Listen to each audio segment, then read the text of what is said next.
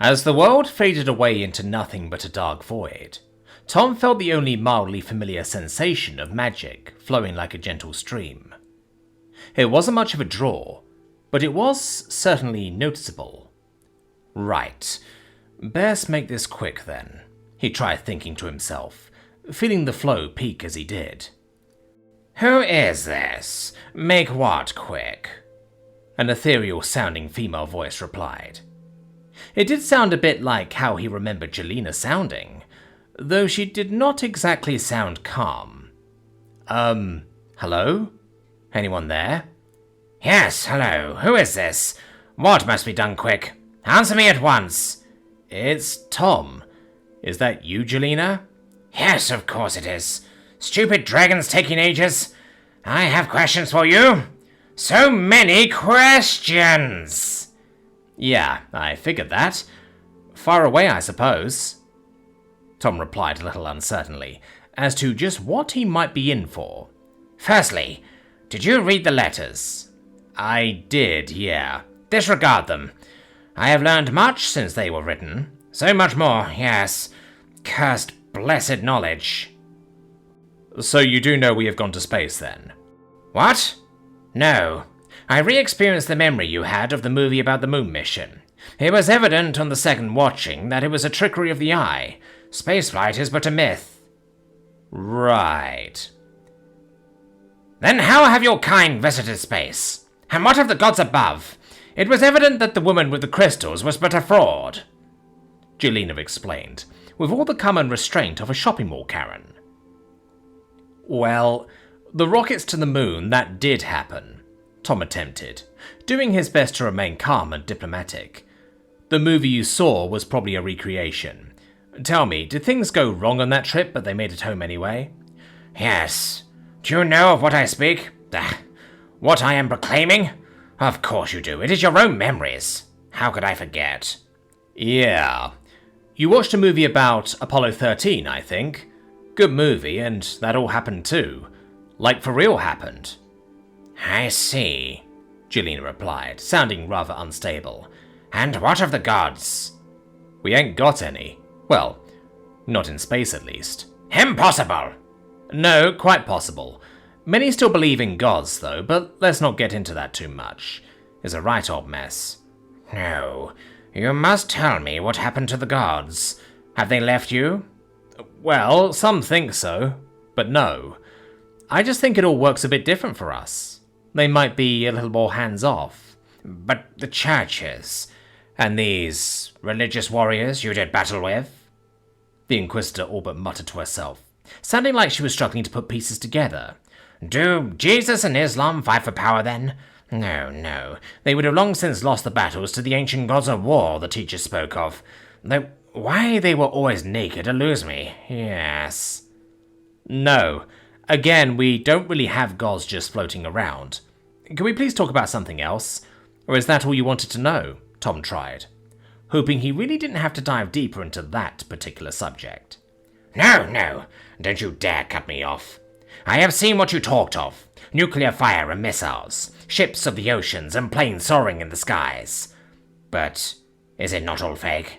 Surely it must be. It must be. I don't know what you saw, but we have ships sailing around.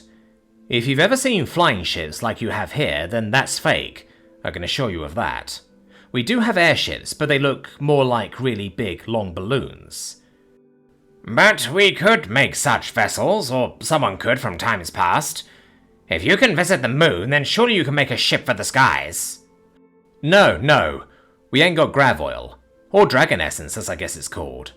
That means no anti-gravity, and that means weight is a very, very big problem for anything you want to make fly. Planes and helicopters are how we fly. Remember how I flew to Afghanistan on a big-ass plane? Or when I learned to parachute later?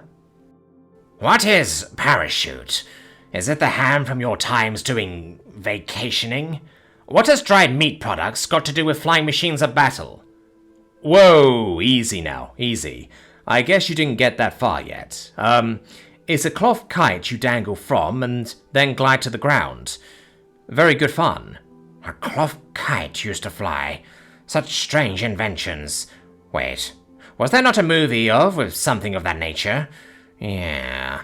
There was a song. I liked that song. Something something brains upon a shoot. Yes. Yeah. You'll know it when you see it. I have one, actually. Tom clarified, trying not to get too weirded out. You must demonstrate on a suitable occasion. Yeah. I do have a question too, though, Tom replied, letting silence reign for a short time. Your last letter was in Danish. Oh, yes. I was having some difficulty separating what was real and what was not. I still am. Do not tell Glaz. She mustn't know the truth yet. She seeks to limit my excursions. You've ended up like I did, haven't you? No. The effects do indeed recede as expected. Everything is in good order, but I had to know more. So much more. Maybe you should call it a bit. You never know when a brain snaps. Or how, Tom tried, confident his advice would be ignored. There is not time. And why is that? How is it going in our beloved Inquisition? Mind your tongue, human. Things are progressing, but so are our enemies. Infiltrators have been caught. Traitors within our ranks are making their moves. The re-emergence of Rashan, attacks on mines, keeps, and a daring heist attempt at a Royal Guard fortress. The game is afoot. We cannot delay. You can't overreach yourself either. Weren't you supposed to be winning over the rest of the Inquisition right about now? Can't do that as a gibbering mess. There was silence for a while more after that. Glaz sent you a letter? What did it say? You may not keep secrets from me. Wait, not. I should confiscate her arm. She cannot write with her left. Yes, far better plan, avoid upsetting him. And fill her pen with invisible ink. Yes, very good. No, it's just obvious to any idiot. But what about winter? Won't things slow down? They should. Yet as autumn progresses, it has only been picking up. I hope they, too, are running out of time. But time for what? I must know what they are planning. They might be behind schedule, but what schedule? Sorry. Well, you're not going to find the answer to that in my memories now, are you? You were sent by someone. You are here for a purpose. I must know this purpose. It will help me understand. The puzzle is large, and much of the box kept from me. As far as I'm concerned, I'm here to help you guys get in gear. That's a decades to centuries long sort of problem, not a couple of years. Sounds like this war will be in the couple of years category. Then why now? Why did you arrive now? Shitty luck. Sounds like 10 years ago would have been a lot better. Oh, on that note, did you hear? We found something down below. No, Paulin would have told me, Jelena dismissed. He could almost feel her turning her snout up and away from him. Well, we opened the vault like 3 days ago, Tom replied, quite surprised Paulin hadn't said anything. Wait, yeah, she can send you messages, no? She sent the message about what we wanted to buy too, didn't she? How does she do that, by the way? Why didn't you just have her ask me questions? That is not for you to know, and this is not for her. Really? More secrets still? Come on, tell me, or I'll let you think flying whales exist. I know those are not real. If they were, you would have harvested them long ago, likely for some deranged snack, or facial decoration. True, but you get the idea, Tom persisted, feeling like this was something worth pushing for. Why would Paulin not have let her precious Jelena know? Very well. This does not leave your mind. In the name of, what was it called? Camaraderie. Paulin is in possession of joined paper. Messages may be written down and read by anyone with similarly joined paper. Unsecured. Originally believed to be for love letters. Dastardly studs and wenches using perfectly good magic for such trivialness. Simply tie the message to a rock and throw it through the window. Most peasants cannot even afford glass. Jelena trailed off, seemingly zoning out once more. You have magical paper that can relay written information, and you don't fucking use it? Tom exclaimed, not quite believing what he was hearing. No, we do not know how to make freshly bonded paper. Only more linked to all other paper in existence, Jelena agreed. He can almost feel her looking at the floor in shame. "But it is not as if you are infallible. Why did you not bring one of these radios?" Why didn't you?" "I forgot," Tom admitted, thinking back to his packing days. Of all the things that could have proven useful, that one might have been his biggest blunder. "For the love of all that is holy, you are our savior?" Jelena scolded. Understandably so, but still. "Hey, I never claimed to be smart." "I have lived your dreams. That is a lie. You very much claim to be smart." "Fuck off. I know you were just a scared little insecure girl." "She died 30 years ago." "Well, I haven't gotten to that bit yet." "What in the devils do you mean?" Jelena questioned, calming right down in a fraction of a second. "I've only had like 3 proper dreams about you." "Wait, no, not like that," Tom blurted out, as it clicked just how wrong that sounded. Jelena didn't seem to care in the slightest, though. "3? That is it?" Going right back to outrage. "Yeah. Wait, how many have you had?" Tom questioned. He rather wanted to know just how much he might know about him, in addition to the memories she had already picked through when inside his head. "Several a day," the Inquisitor exclaimed in reply. "Okay, I can see how that would drive someone a bit mad." "I am not going mad." "Did Glaz say the same thing?" Tom questioned, quite certain he was striking a nerve. There was no reply for quite some time, Tom feeling the headache growing as things grew tranquil once more. He could feel his breath. It was rapid, and his heart was pounding. He probably shouldn't do this for much longer. Thus, he endeavored to break the silence. "You probably should listen to her, you know." "No! These matters are above her station." "Hasn't she been in the Inquisition longer than you?" "She has, yes. But she is no Inquisitor, she is a bodyguard." "Seems like she is a wee bit more than that," Tom pushed on. He didn't yet know how those two came to stick together, but it was clear they had been working together for decades by now. All the way since she was assigned to Harvick. "Mind your own matters, human." "Very well. Don't think I can keep this up anyway." "We have barely been chatting. Where do the dogs come from?" "Selective breeding for thousands of years. But I'm gonna go. Take a break. Do what Glaz says, even if Jackie hates her." Yet more silence followed that, though it was brief, and Jelena was the first to speak again. "Fine. In the interest of cooperation, I shall let you rest. Wear the earring at all times. I shall be contacting you again soon." "I think I'm gonna be the judge of that. I'll put it on when I feel like it." "You will do as I say." "You need a nap and a bit to calm down. I'll give you 3 days. Around noon. See ya. How do I get this thing off?" "I'm not telling you." Jelena grumped like a little girl. She really didn't seem quite like herself at all today. She had been the spitting image of restraint and arrogance before. The arrogance was still there, but the restraint had certainly gone. Come on, do I just try to cut off the magic, or is that a bad idea? "If you answer a question, I might answer." "Right then. Gimme, gimme, gimme, ah." "Just cut it! Farewell!" she called loud enough. Tom's head pulsed, and then there was blissful silence once more. That did the trick. Right. Concentrate on that funny feeling and... After dinner had been rounded up, Dakota had given a brief address as to some of the news received. There wasn't much that hadn't already made the rounds at the tables during the dinner itself. The war had been expanding.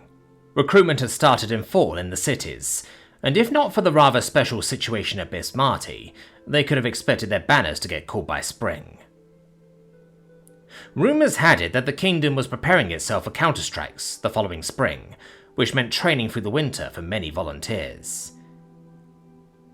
"And a lot of not-so-volunteers," Fengi muttered, as Dakota carried on with the address. "You can say that twice. At least the street rats might get something to eat and a place to sleep," Tirox, the trader escort, added. "I suppose that is true. Not a bad deal in wintertime. I might even have taken it." "But we must instead keep our minds on our home," Dakota carried on, talking to the whole hall. There can be no mistake. We will be a target. We will be ready. They're getting bolder by the day, it seems. It is not impossible that they may attempt to take our keep before the winter comes. Or perhaps they'll be waiting for spring. It is equally clear their forces are spread thin. We will weather such assaults, I have no doubt. But we must keep training. We must keep vigil. We cannot afford to be surprised or outmatched. I know you will all do your best. And tonight, we have no less than 4 dragons here. So breathe easy. Have your snacks and your drinks. If the weather holds, soon we will be finished with the warehouse, and then we may make final preparations for winter. It is sure to be an interesting one for once. The hall replied with a half-discordant cheer, not overly enthusiastic, unlike what Dakota had likely envisioned. The talk of them possibly getting attacked, even before the snow came, wasn't really that encouraging. But Dakota tended to speak her mind, and she was probably right. Bismarty Keep would be a damn tough nut to crack. And to Dakota's credit, she did seem to recognize she hadn't really managed to rile them up. "Didn't you hear me?" she tried again, in a slightly more humorous tone. "Eat, drink, and have fun! And put those tables together. Don't want you brooding in your corners." That did get a bit more of a reaction, as well as some good-humoured chuckles. People started getting up and set about moving the tables closer together. It was a little rude to split up their guests in the same way as they normally did. Sav carried one of the benches over to the new spot, glancing around for any sign of Maiko, but there was no sign of him anywhere. Feeling a little miffed, she sat down with the others as Ray came back with one of the small kegs of cider, looking very excited. "We should have a taste, right?" "Oh, yes please," Fo called out, Essie giving her a slight slap on the wrist. "This one is only for those who paid for it. You will have to do with whatever you bought. Or the ale, I'm sure they intend to serve." "Oh man, not even a sip?" "Okay, maybe a sip," Essie relented. "Oh, I should get Coco his gift." "You got him a gift?" Saf questioned, with mirth in her voice. "Of course, that is what people do for each other. You did get Maiko something, right?" Saf felt her expression slip a little, as she prepared to disappoint their chief people person. "No, not really." "All that money and you didn't get him shit? That's cold, girl," Fo laughed, clearly finding it hilarious. "Oh, shut up. Not as if I got something for Unkai either," Fengi added, springing to Sapphire's defense, though it seemed like the delivery had Fengi second-guessing herself as well. Esmeralda did look a little saddened by the news, but she was far too nice to say anything. Tyrox, however, had no such filter. "Oh, don't worry about it. Just gotta go with a different sort of gift." The diminutive guard laughed heartily at his joke. Odanti found it quite funny as well, and Fo certainly loved it. Bo just shook her head a little, and went back to a small puzzle of some sort she had been working on and off, for most of the dinner by now. "So, one mug each?" Ray questioned, having been left hanging at the keg. "Oh, yes, sorry, just the one. This stuff is expensive," Saf replied, holding out her mug. Ray pushing it back down. "One moment." And she produced a wooden mallet and one of the metal taps. It looked like one of Raoul's, so it was probably old as faded dragon scales. Ray gingerly placed it against the cork and raised the mallet, as the table fell silent in anticipation. With a whack, the tap went in clean, with hardly a drop spilled, and Ray breathed a visible sigh of relief. "Right, there we go." There was a quick round of cheers from the table, and Ray started pouring servings. "Oh, got yours open, have you?" The voice of Balathon came, as the guard came walking up to the table, mug in hand and lizard on shoulder. "You all know we are going to have to work out who got the better stuff, right?" "Oh, does it always have to be a competition with you, Balathon?" Saf questioned. She had just wanted to enjoy the cider. "Look who is talking. And yeah, of course we do.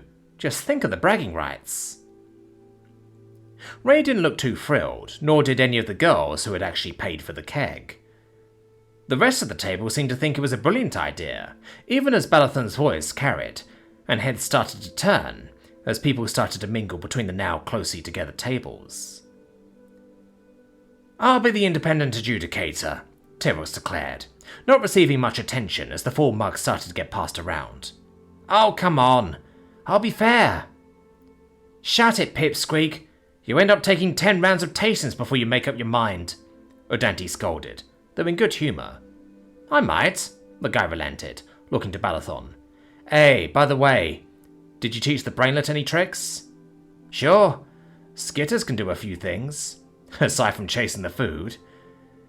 You know what? I think he might, yeah, Balathon replied sarcastically, gently tapping the static lizard twice on the head. The lizard didn't do much save skitter about on his shoulder to face Balathon's head, one eye pointing in whichever direction. That thing just looks so dumb, Saf thought to herself as Ray handed her a mug. Oh, thank you. Okay, Skitters, up! Balathon went, raising a claw into the air as if he wanted the lizard to jump, or perhaps stand up. Up! Come on!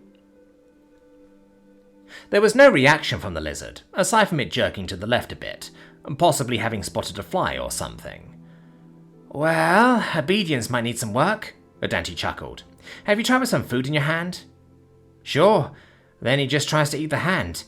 Come on, Skitters, up! Balathon tried again, doing the gesture once more. And this time, the little lizard jumped into the air. The little legs stretched out, taking its pitiful excuse for wings with it, and it half fell, half glided to the floor, where it hit with all the grace of a 6-year-old on his first lesson. The slightly fat lizard bounced once, then rolled over twice before coming to a stop, looking around confused. Hey, that's a good boy, Balathon went, going to pick it up again before someone stepped on it, or it ran off under the tables. And now you get a treat. True to his word, Skitters was fed a small piece of something or other, which it seemed quite happy to snap up. Fengi leaned in to whisper to Saf. Was that the trick, or did it just get sick of staying there? I have no idea, Saf replied, holding up her mug. Cheers, though. Cheers, Fengi replied as they clinked mugs. Oh, hang on now, wait for me, Essie protested, as Ray finished pouring her mug and started on her own, looking to the girls as she questioned. Oh, also, what about Jackie? Should we wait for her? Who knows how long that will take, Fengi replied, holding her mug impatiently. I'm sure she won't mind. She is with Tom. We'll let him have a mug as well, Essie added with a reassuring nod, looking up to the high table. Oh, but we are missing Lynn. Oh, right, yeah, she paid too. I can't remember, did Edita chip in? I don't think so, Sapphire replied, shaking her head as Essie got up to go fetch Lancaster. Balathon decided to take her place, a big grin on his face. So what else is going on over here? Oh, not much. Hello, little guy, Foe went, trying to give Skitters a scritching. In exchange, he tried to eat her finger. Oh, I guess it doesn't hurt. Oh yeah, he can't hurt a fly. Well, he can, but nothing more. Shame he won't get any bigger either, Odante added, nodding sagely. Would have made a good rat hunter. Nah, tow hunter though. Also, where is the ale at? Oh, Raoulf and Waperna are getting ale and some of the bubble beer. What is bubble beer? Odante questioned, tilting her head. Oh, you'll love it, Saf interjected, waiting patiently as she saw Essie and Lancaster returning to the table, out of the corner of her eye. It's an ale, but it's all fizzy. Right. I've heard of fizzy beers before. Oh, yes, but this one is so much more fizzy. It's light and almost spring-like. Light ale? You mean for kids? No. Just trust us. It's good. Right. I trust you, the archer replied, looking to Essie and Lancaster, who seemed to be looking for a place to sit.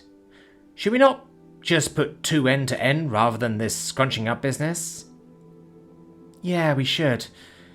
Right, get the craftsman table over here then. We don't want to have to smell the guards, Seth called out, holding up her mug. Hey, that was uncalled for, Balathon protested, as Ray passed a mug to Lancaster. The girls all raised their mugs and had a sip, not willing to wait any longer. They all smacked their chops a little, looking down at the golden liquid. It was slightly fizzy too, and it tasted like the brew of the gods themselves. Ray was looking at them all visibly tense with anticipation, and perhaps a twinge of fear. Ray, you have not disappointed, Saf declared, nodding her approval, a smile creeping onto her face once more. Oh, this is the best drink I think I've ever had, Fengi added, taking another gentle sip.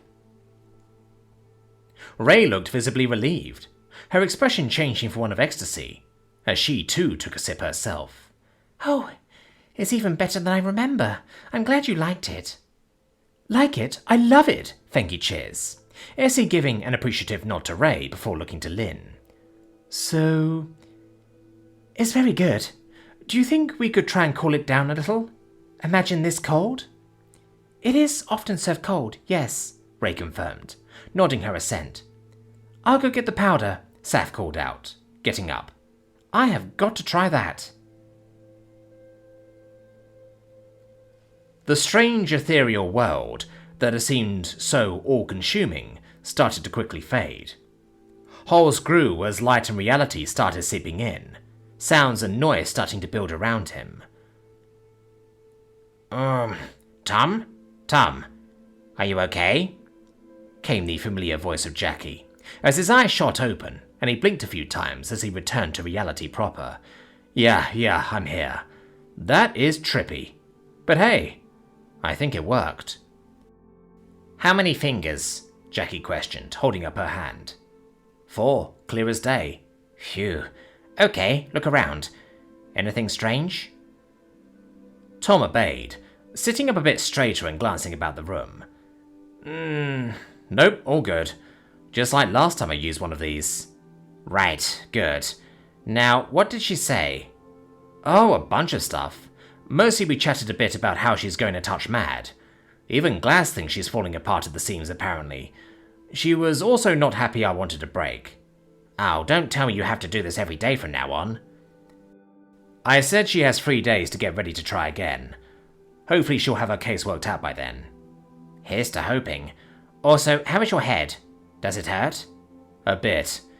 It'll go away, I'm sure. Right, Jackie replied, looking at him skeptically.